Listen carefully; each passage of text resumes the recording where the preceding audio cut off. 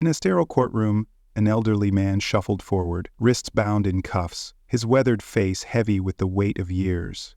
"State your name," the clerk barked. His voice, soft yet steady, held a quiet dignity. "Elias Carter, Staff Sergeant, United States Marine Corps." No one in that cold room could have anticipated the revelation to come. As the female judge scanned his file, her hand froze, her face paled. That name. She knew it. Decades ago, Elias Carter had braved a storm of bullets in Fallujah to carry her brother to safety, only to fade into obscurity. At 69, Elias sat slumped on the courtroom bench, his frail body lost in a tattered military coat far too large. The harsh fluorescent lights carved deeper the lines etched across his face, each one a story of sacrifice and loss. Once he stood tall in crisp dress blues, medals gleaming. Now he faced judgment in worn clothes, scavenged from a shelter. "Case 47B," the bailiff announced. "City of Newbridge versus Elias Carter. Charges disturbing the peace, trespassing, resisting arrest." Elias rose slowly, joints creaking, his body worn by time and untreated wounds from Vietnam and Iraq, scars seen and unseen, borne silently across decades. The prosecutor, young and polished, spoke with rehearsed confidence.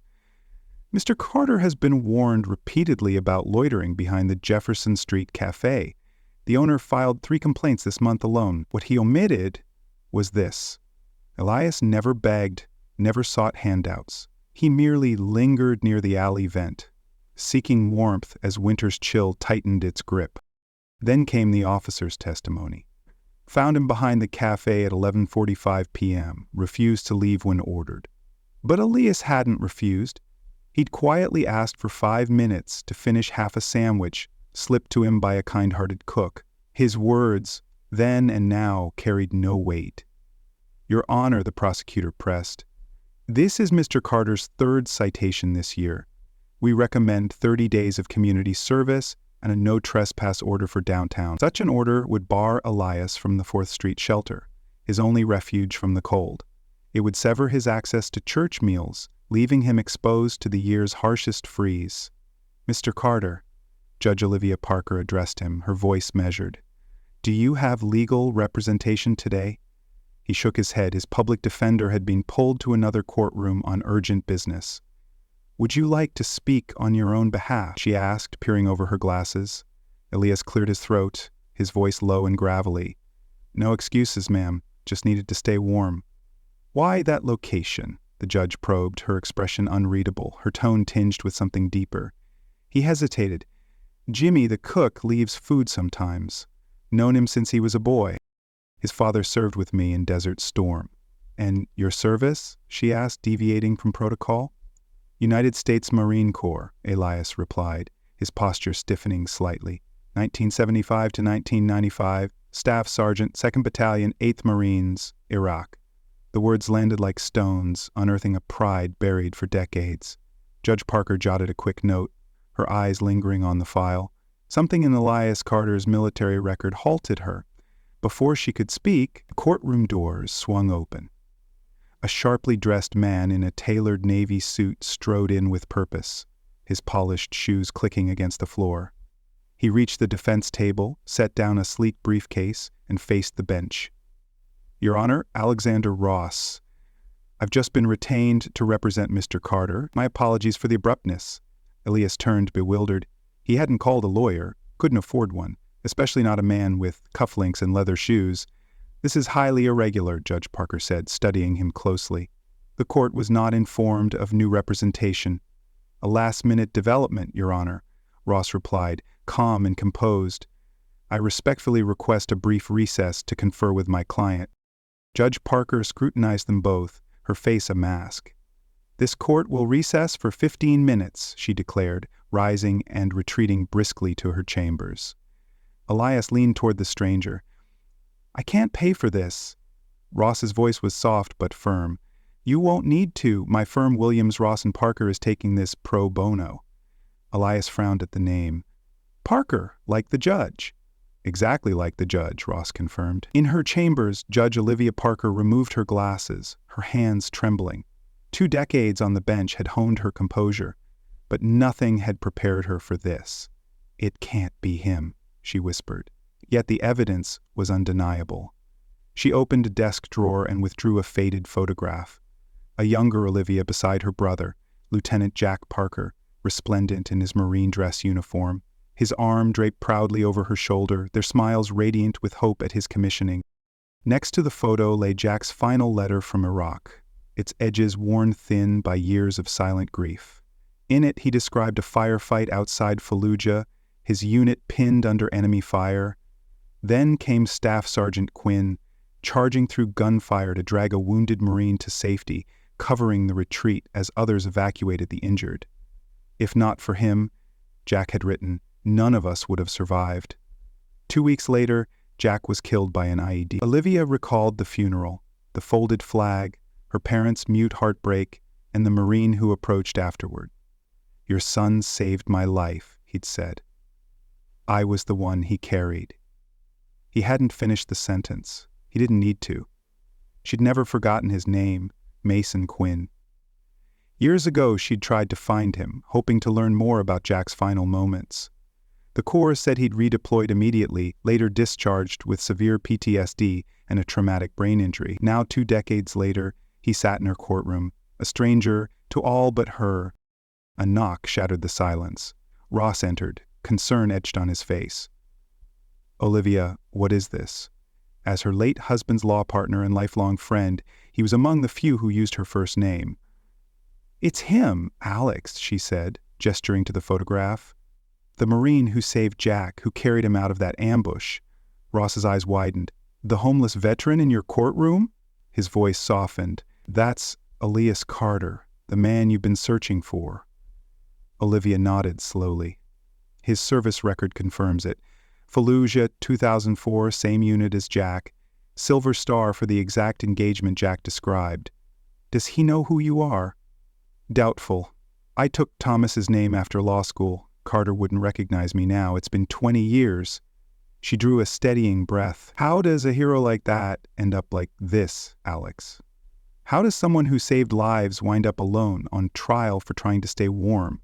Ross shook his head. "In our brief talk, I sensed he's endured more than most. Severe PTSD after his last deployment. His wife left while he was overseas. Benefits got tangled in bureaucracy. He worked construction until injuries made it impossible. Then job loss, eviction, the streets." Olivia closed her eyes, Jack's voice echoing in her memory. "Carter was the best of us. The kind of Marine who'd risk everything for his brothers. If I'm half as good, I'll count myself lucky." Ross spoke gently. "You could recuse yourself. No one would question it." "No," she said firmly. "I won't let this man slip away again. There are ethical risks." "I know," she said, straightening. "But there are ethical duties too, especially to those who gave everything for this country." Judge Parker returned to the bench, her posture impeccable, her voice steady, though those close to her might have noticed the faint tremor in her hands as she adjusted her papers. "Mr. Ross," she said formally, "has your client reached a decision?" Ross rose smoothly. "Yes, Your Honor, we request dismissal of all charges. Mr. Carter wasn't trespassing. He was surviving a deadly freeze, with implied permission from restaurant staff to be on the premises." The prosecutor opened his mouth to object, but Parker raised a hand, silencing him. "I have questions for the defendant," she said, her gaze locking onto Elias. "Mr. Carter, your military file lists Fallujah, 2004, is that correct?" Elias straightened, decades of instinct resurfacing. "Yes, ma'am. 2nd Battalion, 8th Marines." "And on April 17th, were you part of an outpost near the city's western edge?" A confusion flickered across his lined face. "Yes, ma'am. We were escorting a supply convoy when we got ambushed." "During that firefight," she pressed, "did you rescue a wounded officer, Lieutenant Jack Parker, under enemy fire?" Courtroom fell silent. Elias's eyes narrowed, the name stirring long-buried memories. "Parker," he said softly. "Yes, young lieutenant. Brave. Took a hit, trying to pull a wounded medic out of the line of fire." His voice drifted into recollection. "I reached him, dragged him behind cover. He kept shouting at me to help the others, to leave him behind." In the gallery, a silver-haired man in a Marine League jacket leaned forward, his attention razor-sharp. "And what became of Lieutenant Parker?" Judge Parker asked, her composure a fragile mask over trembling emotions. "We got him on the bird," Elias answered quietly. "Heard he made it to Germany, but weeks later his convoy hit an IED," his voice caught. "For years I've wondered if saving him just delayed the inevitable. Maybe I made it worse." Before anyone could respond, the silver-hatted Marine in the gallery stood abruptly. "That's him!" he declared, pointing. "That's Staff Sergeant Carter. I was there. He saved 6 of us that day." The room stirred. Judge Parker tapped her gavel once, its sharpness dulled. "Order," she said, her voice lacking its usual weight. The courtroom settled into a tense hush. Elias kept his gaze low, visibly uneasy under the sudden spotlight. The Marine remained standing, his voice steady. "Your Honor, I don't mean to interrupt, but I was there. Carter took fire pulling that lieutenant out." The prosecutor rose. "Your Honor, while Mr. Carter's service is commendable, it's irrelevant to these charges." Parker cut him off sharply. "The court disagrees. It is profoundly relevant." She set her gavel down deliberately. "This court will recess for 10 minutes. To the bailiff she added, "Ensure Mr. Carter remains here." As she moved to leave the bench, she paused. A rare break in her routine, her eyes met Elias's, truly seeing him for the first time. "Mr. Carter," she said softly, "when I return, there are matters far beyond this case we must discuss." In her chambers, Judge Parker let her guard crumble. She pressed trembling fingers to her lips, as if to contain 2 decades of buried grief. Then, with a long breath, she picked up the phone. "Colonel Matthews, it's Olivia Parker. Yes, it's been a while, but I need a favor." 10 minutes later, she re-entered the courtroom, not alone. 3 Marines followed, a full colonel, a master sergeant, and a young corporal bearing a polished wooden case. Murmurs rippled through the crowd. At the sight of their uniforms, Elias stood instinctively, his stiff joints no match for the pride muscle memory summoned. Judge Parker took her seat but set her glasses aside, a first in her judicial career. She addressed the courtroom not as a judge, but as a woman shaped by loss. "Before we proceed," she said clearly, "I must disclose a personal connection to this case." Her eyes locked on Elias. "Lieutenant Jack Parker, mentioned earlier, was my brother." Gasps echoed across the room. Elias's brow furrowed, recognition dawning. The air grew thick with tension. 20 years ago, Olivia continued, "My brother wrote home about a staff sergeant who saved his life in Fallujah. This man ran through enemy fire to reach him, wounded, then shielded his unit as they evacuated the injured." Her voice held firm, but her eyes glistened. "That man was Staff Sergeant Elias Carter." From the gallery, the earlier Marine stepped forward. "It's true," he said. "I saw it. Carter took 2 rounds pulling that officer to safety." Judge Parker nodded faintly, then pressed on. 2 weeks later, my brother was killed in action. At his funeral, Marines spoke of Jack's courage, and of the man who gave us 2 extra weeks with him, time we'd never have had otherwise. She looked directly at Elias. "After Jack's death, I tried to find you. The Corps said you'd redeployed. Years later, I learned you'd been discharged. No one knew where you'd gone." Elias stood silent, emotions surging across his weathered face. "I never stopped looking," she said, "and now, by fate or something greater, you've walked into my courtroom." She gestured to the colonel beside her. "This is Colonel James Matthews, my brother's unit commander. He has something to share." Matthews stepped forward. "Staff Sergeant Carter," he began, "the Marine Corps has been searching for you. Your file was among thousands reviewed under the Veterans Reconsideration Initiative. New intelligence from your deployments in Iraq and Afghanistan prompted updates to your commendations and benefits." The corporal opened the wooden case, revealing a medal nestled on deep blue velvet. "By order of the Secretary of the Navy," Matthews announced, "for extraordinary heroism on April 17, 2004, the Navy Cross is hereby awarded to Staff Sergeant Elias J. Carter, United States Marine Corps." Gasps filled the room. "The Navy Cross? Your question only to the Medal of Honor." "Until recently, parts of your mission were classified," Matthews continued. But your actions that day didn't just save Lieutenant Parker and 5 Marines. They disrupted an ambush that could have annihilated the entire convoy. Your Silver Star has been formally upgraded. Elias's jaw tightened, his composure cracking. There's a mistake, he said quietly. I didn't do anything special, just my job. No mistake, Sergeant, Matthews replied, resolute. This is long overdue. As Matthews stepped back, the courtroom doors opened once more, this time with a quieter reverence.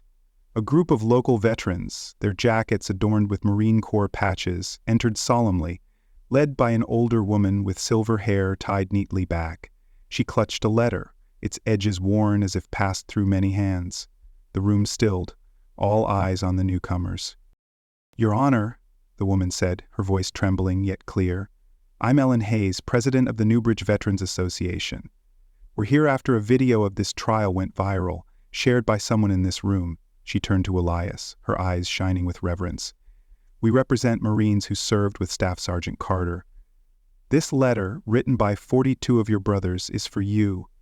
Men, alive because of you. She approached Elias, placing the letter in his trembling hands. We wrote to thank you, she said, her voice breaking, and to apologize. You saved lives in Fallujah, in places we can't forget. But we let you face the years alone. This letter names every man you saved, every story you might have forgotten, but we haven't. A man behind her, wearing a 2nd Battalion pin, wiped a tear. We've been searching for you, he said. Today, we're here to say you were never forgotten. Elias bowed his head, his fingers tracing the handwritten lines. One name, Corporal Daniel Ruiz, stopped him cold.